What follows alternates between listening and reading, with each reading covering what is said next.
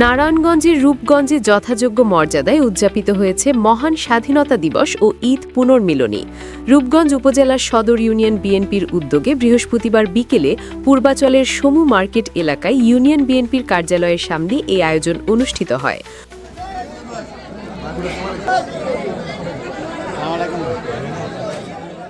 অনুষ্ঠানে সভাপতিত্ব করেন ইউনিয়ন বিএনপির সভাপতি হাবিবুর রহমান বাবুল এবং সঞ্চালনা করেন বিএনপি নেতা মশিউর রহমান টিপু। ইউনিয়নে রাজনীতিক অনেক কুন্দল আছে। আমরা চাই যে এই ঈদ মিলন উপলক্ষে আমরা কাঁধে কাঁধ মিলিয়ে সবাই বিধাভেদ ভুলে যাতে আমরা একসাথে কাজ করতে পারি।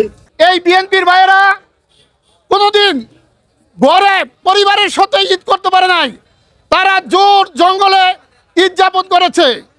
তার প্রেক্ষিতে আজ আমাদের আল্লাহর কাছে লাখো লাখো শুকরিয়া জানাই। বিশেষ অতিথি হিসেবে উপস্থিত ছিলেন ইউনিয়ন বিএনপির সাধারণ সম্পাদক জিন্নাত আলী, জেলা ছাত্রদলের সাবেক সিনিয়র সহসভাপতি আবু মোহাম্মদ মাসুম এবং উপজেলা বিএনপির কোষাধ্যক্ষ শামীম ভুইয়া। এছাড়া বিএনপি ও এর অঙ্গ সহযোগী সংগঠনের অন্যান্য নেতৃবৃন্দ উপস্থিত ছিলেন।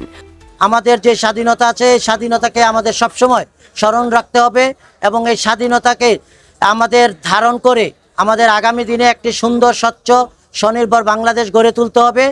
মাদক নির্মূল করতে হবে। এই মাদক নির্মূল করতে হলে ওয়ার্ডের সভাপতি সেক্রেটারি আছেন, প্রত্যেকে আমাদের তথ্য দিতে হবে কোন কোন এলাকায় কে কে মদ খায় এবং কে কে মদ বেচে, এটা দিতে হবে আগে। অনুষ্ঠান শেষে নেতাকর্মীরা একে অপরের সঙ্গে কোলাকুলি করেন এবং সেমাই জর্দা খেয়ে ঈদের আনন্দ ভাগাভাগি করেন। দেখছিলেন নারায়ণগঞ্জ প্রতিনিধি মোহাম্মদ নওয়াব ভুইয়ার রিপোর্ট।